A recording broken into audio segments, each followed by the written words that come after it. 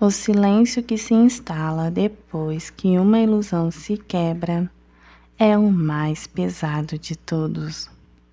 No nosso último encontro, nós deixamos as irmãs Bennet trancadas dentro daquele inverno cinzento no interior. Deixamos Jane recolhida em sua própria dor, olhando para uma estrada vazia por onde o Sr. Bingley partiu, de onde não pretendia voltar. Deixamos Elizabeth armada com a sua própria indignação e alimentando o ódio legítimo e feroz contra o Sr. Darcy, a quem ela culpava por toda a desolação de sua família. O inverno havia congelado as expectativas, mas a primavera sempre chega, e com ela a necessidade de se mover. É no capítulo 26 que nós quebramos esse isolamento geográfico. Elizabeth arruma suas malas e parte para uma viagem. Ela vai ao encontro de Charlotte. Ela vai encarar o teatro das aparências de frente. Ela quer ver com os próprios olhos o preço que uma amiga pagou pela sobrevivência, e é aqui que as certezas delas e as nossas começam a ruir. E o que ela encontra é o silêncio e algo muito mais profundo e triste: o conformismo. Charlotte não chora. Ela se move pelo espaço com uma calma, transformando a casa do Sr. Collins em um monumento à paciência. Ela arruma os móveis, cuida do jardim e orienta o marido a olhar pela janela sempre que ele começa a falar demais. Charlotte não está feliz. Ela está anestesiada. Ela criou uma rotina mecânica para não ter que encarar o homem com quem divide a cama. É uma cena que dá um aperto no peito, porque nos faz pensar nas vezes em que nós também preferimos não sentir nada a ter que encarar a dor de nossas escolhas. Charlotte trocou a paixão pela segurança de uma lareira acesa. A adaptação humana é uma faca de dois gumes. Nós somos capazes de sobreviver a qualquer inferno desde que criemos uma rotina que nos impeça de sentir. Quando elas entram em Rosings, a propriedade de Lady Catherine, o ar é frio, que cheira a mármore velho, janelas que deixam entrar uma luz pálida e a dinheiro que nunca precisou ser suado.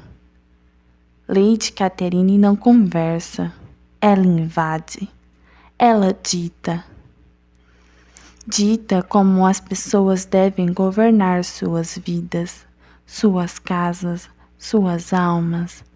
Ela é a personificação do absolutismo de classe. O Sr. Collins se encolhe em cada palavra, quase pedindo desculpa por respirar o mesmo ar. Charlotte permanece imóvel, com um sorriso congelado que serve de escudo. E Elizabeth se recusa a ser diminuída pelo luxo daquele salão. Quando aquela mulher tenta humilhar ela Por sua criação sem governanta, Elizabeth responde com dignidade que vem de dentro, não do sangue aristocrático. E no canto daquela sala, nas sombras, o Sr. Darcy observa. Há conflito no olhar dele. Ele tenta desviar os olhos, mas não consegue. Ele está vendo a mulher que a sociedade dele condena, mas que a alma dele deseja desesperadamente. É um magnetismo silencioso e violento que começa a preencher o espaço entre eles.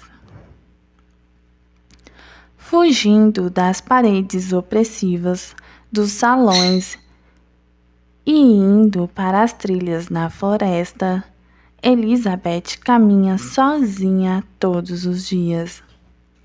Ela precisa do vento no rosto para conseguir respirar longe da hipocrisia das pessoas. Ali ela está livre. Mas a floresta não traz paz. Ela traz o Sr. Darcy, que continua invadindo o seu refúgio.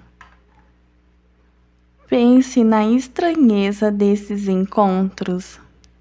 Darcy a encontra por acaso naquelas trilhas repetidas vezes. O peso do silêncio entre eles, enquanto os galhos secos se estalam sobre suas botas. Ele caminha ao lado dela, mas não sabe o que fazer com as próprias mãos. Ele começa uma frase, mas não a termina. Ele faz perguntas sobre a felicidade de Charlotte ou sobre a permanência de Elizabeth ali. E depois se cala por minutos inteiros. Elizabeth interpreta esse silêncio como arrogância. Ela acha que ele está ali para vigiar seus passos e encontrar motivos para desprezá-la. Mas mude o seu olhar. Enxergue a verdade oculta sob o casaco escuro de Darcy. Aquele silêncio é o abafamento de uma mente em pânico.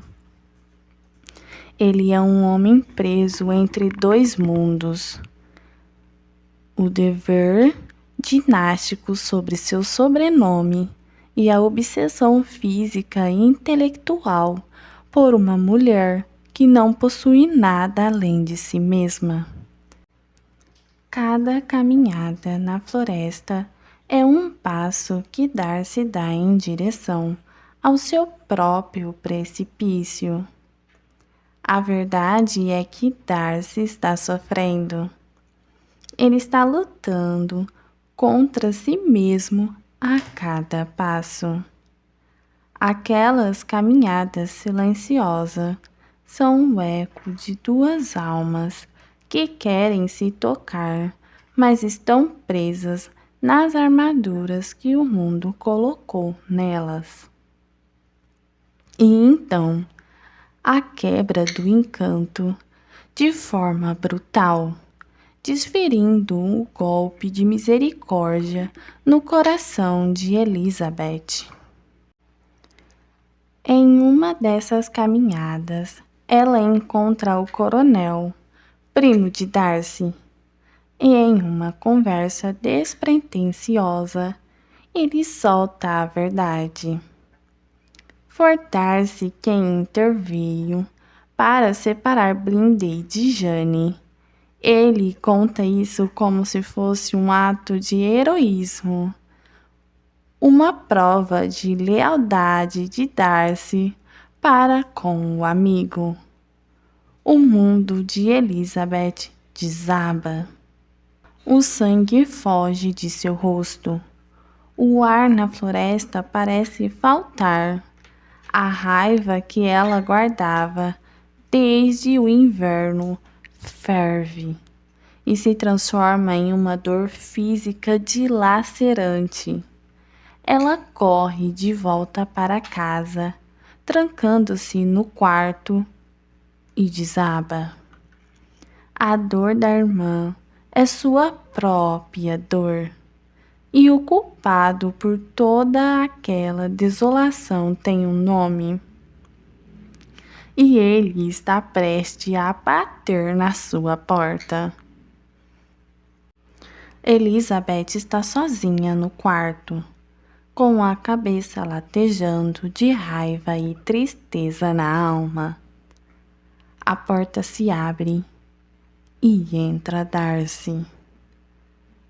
Ele caminha de um lado para o outro da sala. O barulho de suas botas no chão de madeira é rápido, errático. A calma aristocrática dele sumiu. Ele desaba. Ele a ama. Ele lutou contra isso de todas as formas possíveis, mas não consegue mais reprimir seus sentimentos. E então ele fala: em vão tenho lutado. Não adianta.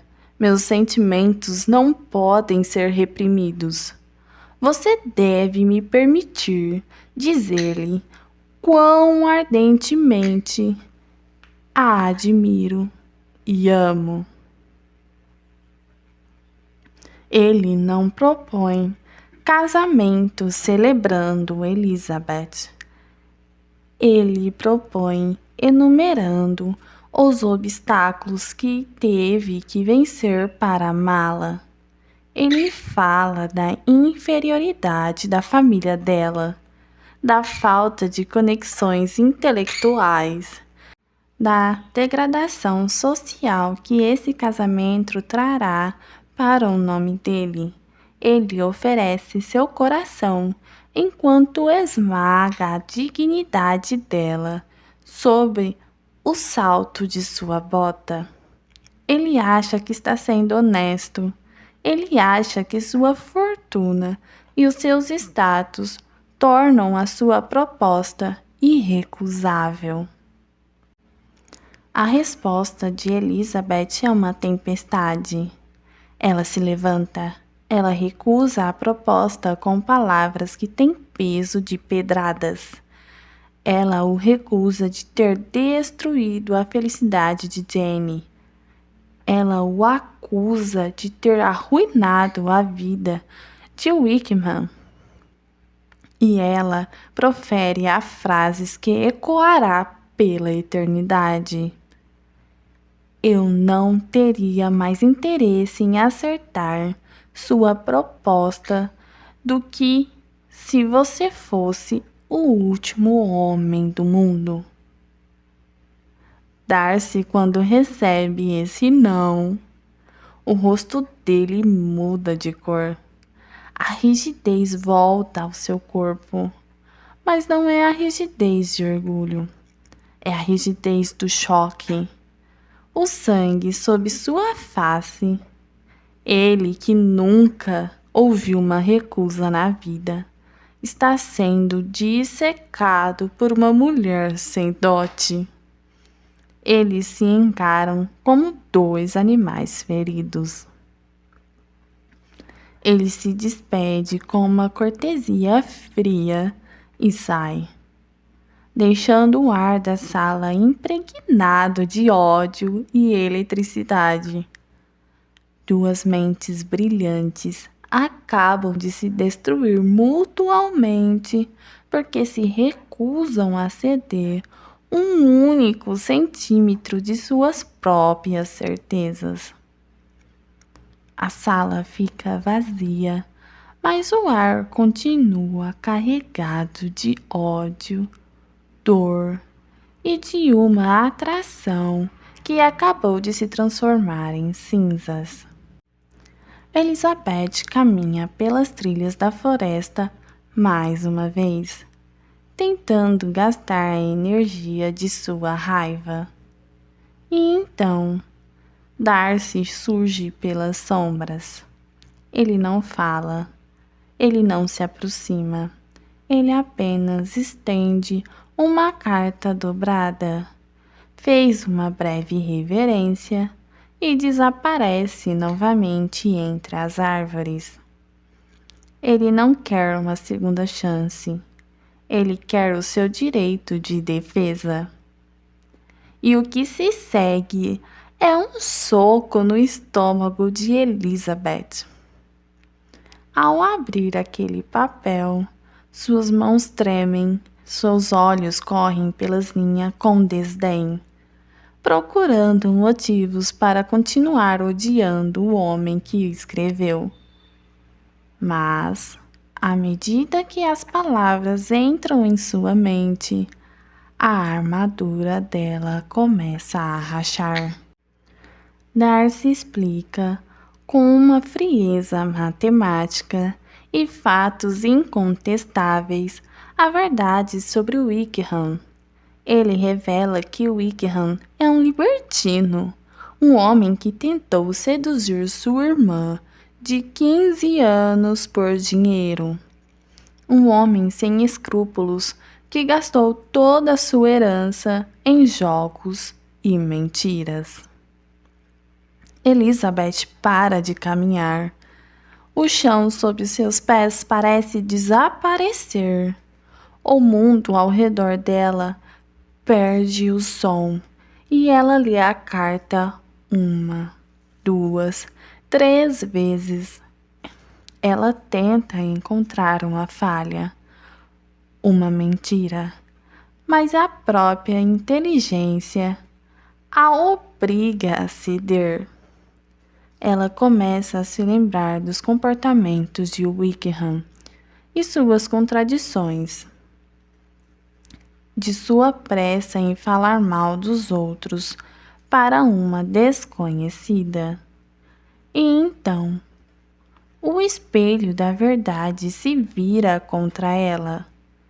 Elizabeth percebe que ela, que se orgulha de ser a mais perspicaz das irmãs e que ela sabia ler o caráter da pessoa no primeiro olhar, foi a mais cega de todas. Ela foi enganada pela beleza física e o charme superficial. O seu preconceito contra Darcy a impediu de ver a verdade. E o seu orgulho a impediu de questionar a mentira. E assim, terminamos o capítulo 35 com uma mulher desarmada na floresta. A raiva contra Darcy sumiu. O que restou foi uma vergonha profunda e humilhante de si mesma. Ela percebe que a pior prisão não é Rosings, não é a pobreza do interior, não são os limites da sociedade. A pior prisão são as paredes que nós mesmos construímos quando decidimos que já sabemos de tudo sobre o outro antes mesmo de escutar a verdade. Ao terminar de ler esse trecho de Orgulho e Preconceito, novamente não me trouxe paz nenhuma. Não há conforto do romance aqui. O que resta quando fechamos o capítulo 35 não me trouxe o impacto da raiva, apenas uma melancolia moída e dolorosa, que entra pelas frestas da janela, junto com o vento frio de um fim de tarde. Não foi apenas o fim de uma discussão, foi o funeral de possibilidades. E dói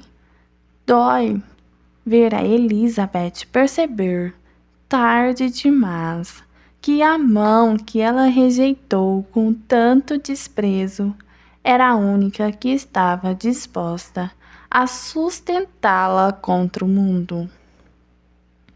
Eu passei os últimos capítulos desejando que Darcy fosse punido pelo seu orgulho. Eu queria vê-lo desarmado. Mas quando a armadura dele finalmente caiu, o que sobrou não foi um aristocrata arrogante, foi um homem sangrando. Um homem que recolheu os pedaços do seu coração rejeitado, fez uma última reverência em silêncio e caminhou para longe, desaparecendo entre as árvores daquela floresta fria. Elizabeth agora segura a verdade nas mãos, mas está completamente sozinha. Essa leitura me deixou com os olhos marejados, porque ela fala sobre a fragilidade de nossos encontros. Quantas vezes nós também não expulsamos alguém da nossa vida por causa do nosso orgulho cego? Quantas vezes o nosso preconceito construiu barreiras tão altas que, quando finalmente decidimos olhar por cima delas, a outra pessoa já tinha se cansado de esperar e partido para sempre. Austin nos mostra a pior solidão não é a falta de amor, é a consciência que o amor esteve diante de nós, implorando para ser visto, e nós escolhemos a cegueira. Eu espero que você tenha gostado. Deixe seu like, se inscreva no canal e até a próxima!